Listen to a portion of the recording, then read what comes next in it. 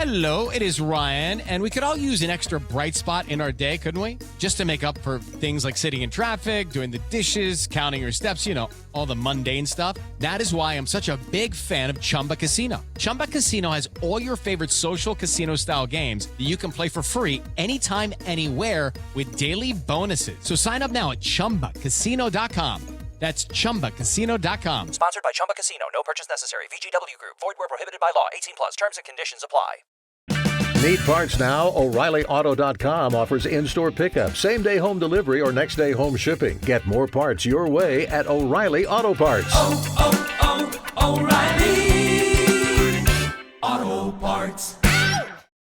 Hey, it's Ryan Seacrest. Life comes at you fast, which is why it's important to find some time to relax. A little you time. Enter Chumba Casino. With no download required, you can jump on anytime, anywhere for the chance to redeem some serious prizes. So treat yourself with Chumba Casino and play over 100 online casino-style games, all for free. Go to ChumbaCasino.com to collect your free welcome bonus. Sponsored by Chumba Casino. No purchase necessary. VGW Group. Void where prohibited by law. 18 plus. Terms and conditions apply. This is an ad by BetterHelp. What's your perfect night? Maybe you're settled at home alone or with loved ones, covered in blankets, about to watch your favorite show. It's cozy, it's calm, and you're ready for a perfect night in. Therapy can feel a bit like that, a place for comfort, a time when you replenish your energy and take care of yourself. And hey, you can even do it without leaving that same cozy couch. This season is the perfect time to give therapy a try, right from the comfort of home. With BetterHelp, get matched with a tailored therapist based on your needs and preferences, entirely online. Designed to be convenient, flexible, and suited to your schedule. Just fill out a brief questionnaire to get matched with a therapist, and switch therapists at any time for no additional charge. Find comfort this season with BetterHelp. Visit BetterHelp.com to learn more and save 10% off your first month. That's BetterHelp, HELP.com. You're listening to 2024 in Review, a look back at some of the most compelling conversations and stories of the year, from True Crime Today and the Hidden Killers Podcast.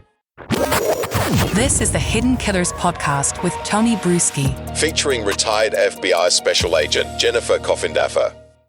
Some progress finally being made in the death of Ellen Greenberg. Of course, this was ruled a suicide. The medical examiner not being able to be swayed, not changing anything after many attempts and many arguments. But now it is finally going to the Pennsylvania Supreme Court to hear arguments on this. Jennifer Coffindaffer, retired FBI special agent. I know you've been covering this case quite a bit on your own podcast channels as well, and you've been covering it on Twitter for a very long time, even before that. What does this mean that it's going to the Pennsylvania Supreme Court? Can you explain that? This is just monumental news. It's monumental news, first of all, because so many superior courts and states never accept cases of any nature, right? It's such a small percentage of what they'll even consider.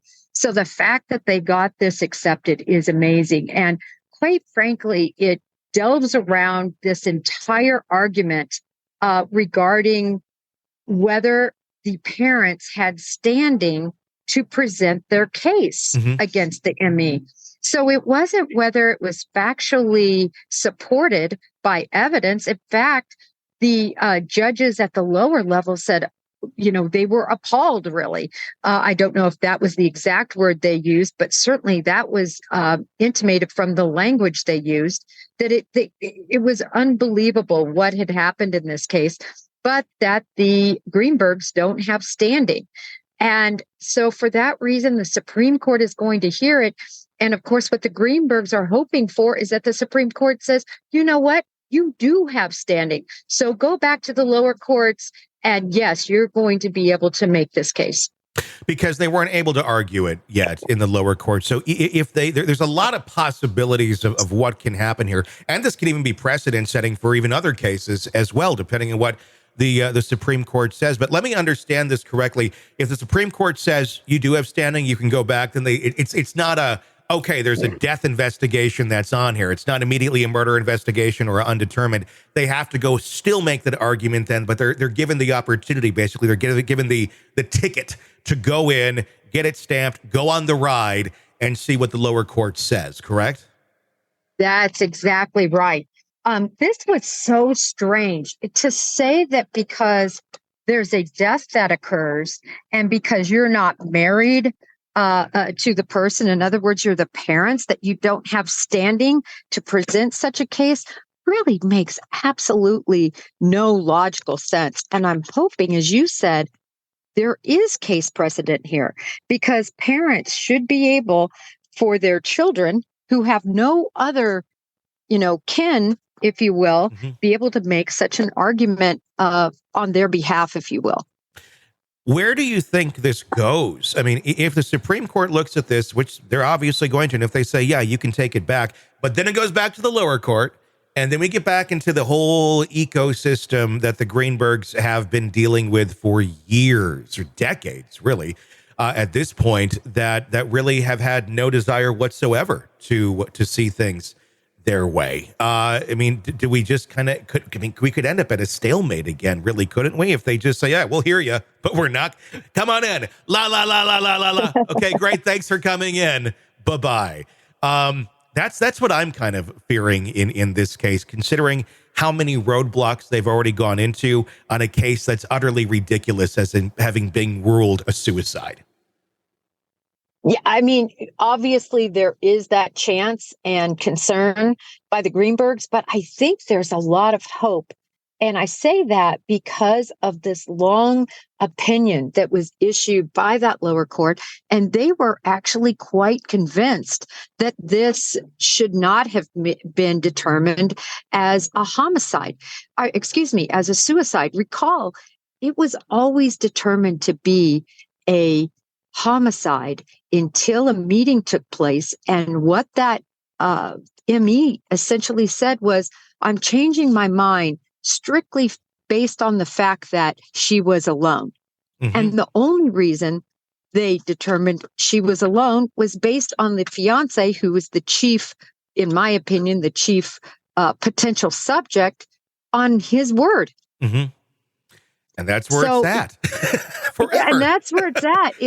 It's really mind-boggling also when you consider there was a knife change in the middle of the quote-unquote suicide. There were two weapons used. That's another reason why it always just jumped off the page to me as being ridiculous, that you're in the middle of killing yourself and you're going to go to a different knife. It makes sense if it's a homicide to me because you could be attacking somebody and it bend or break, or, it's not achieving exactly what you're trying to achieve. So you grab the other knife right there on the counter and you continue with the murder. Why? Well, there's so many questions in the case of Ellen Greenberg that make no sense whatsoever. When we talk about the what was it? It was like a 30-some stab wounds. What I forget, because 20-some stab wounds into her, several from behind. And there's some questions here. I'm going to play devil's advocate for 1 second. Some people argue, well, some of these stab wounds were very superficial, if they will. They didn't go in very far. It was kind of like, you jam it. Oh, that didn't go in. I'm going to keep going. Some made it further. Some didn't. It sounds like more than it really is, I guess, is kind of the argument that's been made. Is that a valid argument? I don't think in this situation, because I believe 10 of those wounds are from the behind and a huge gash in her head. And the trajectory to me just seems so completely off. If you reach your hand back, as you can do it yourself, you can see you would come in at a different angle than what we can see in the autopsy and in the photographic evidence. It's not a clear back to front as these wounds appear to be. So that's number one. Number two, I don't think that her fiance, if indeed he ends up being the one they charge, I certainly think he's the chief person they'll look at. he probably had never, I don't believe any information that he's ever stabbed anybody else in his life, right? So there is some sort of, when you haven't done this before, what kind of power is it going to take? What sort of force? What's your knife selection? Maybe that's why the knife selection was changed to the larger knife. I equate it to, and I don't know if you've ever had to give anybody a shot, but when I first learned to give shots, and you're all sitting around learning, you do it soft at first, sure, because you don't really understand the force that's necessary to penetrate the muscle, and then you realize, wow, I really have to give this a ton of force. Again, in crimes of passion, usually you don't see any huge issues like that. But the other thing is, I've thought about, initially was a big knife used that caused these, death, the wounds that caused her death.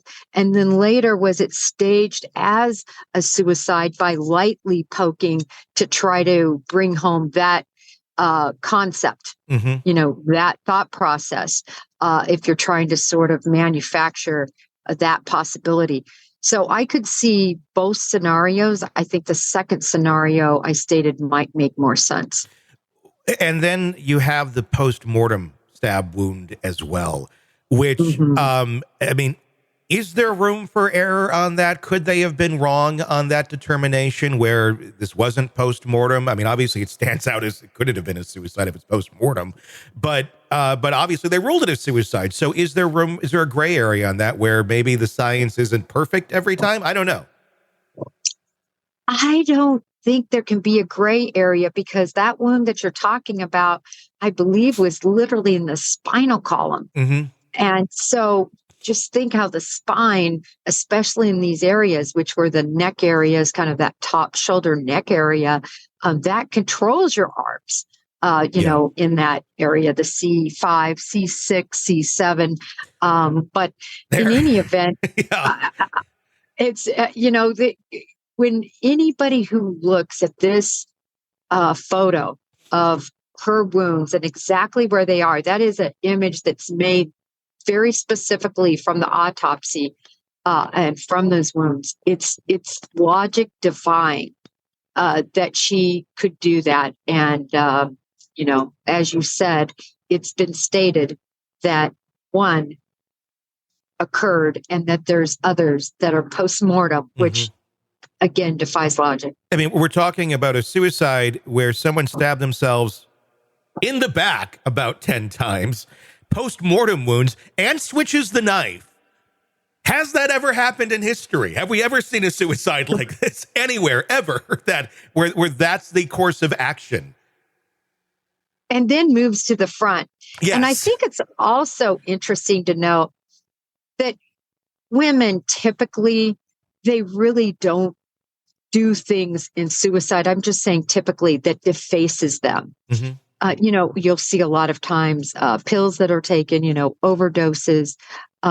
You'll see the slitting of the wrist. That again is not. And for, the Greenbergs will tell you, she had to have her makeup on to go to the grocery store. I have sisters like that. They and a daughter. They look gorgeous, literally just to walk outside and get the mail. And that is who Helen Greenberg was as a person. Yeah. So again, it defies logic that somebody with this particular, modus operandi in her life would all of a sudden take a knife and just massacre her body. Are you ready to listen to this podcast ad-free? Then hit subscribe to the True Crime Today Premium Plus channel now on Apple Podcasts. You'll instantly have access to all of our episodes labeled Advance Ad-Free. You'll hear the interviews before everyone else and with no interruption. No interruptions. Subscribe to the True Crime Today Premium Plus channel now on Apple Podcasts. And start binging now. Hello, it is Ryan, and we could all use an extra bright spot in our day, couldn't we? Just to make up for things like sitting in traffic, doing the dishes, counting your steps, all the mundane stuff. That is why I'm such a big fan of Chumba Casino. Chumba Casino has all your favorite social casino-style games that you can play for free anytime, anywhere with daily bonuses. So sign up now at ChumbaCasino.com.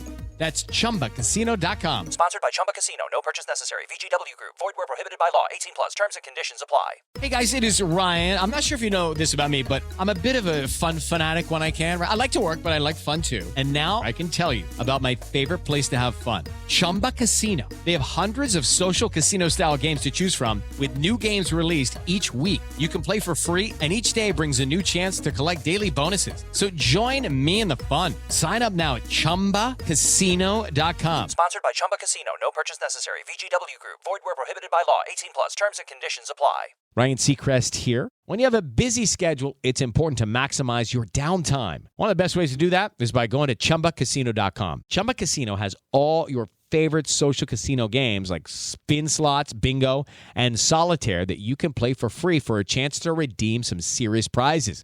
So hop on to ChumbaCasino.com now and live the Chumba life. Sponsored by Chumba Casino. No purchase necessary. VGW Group. Void where prohibited by law. 18 plus. Terms and conditions apply. It is Ryan Seacrest here.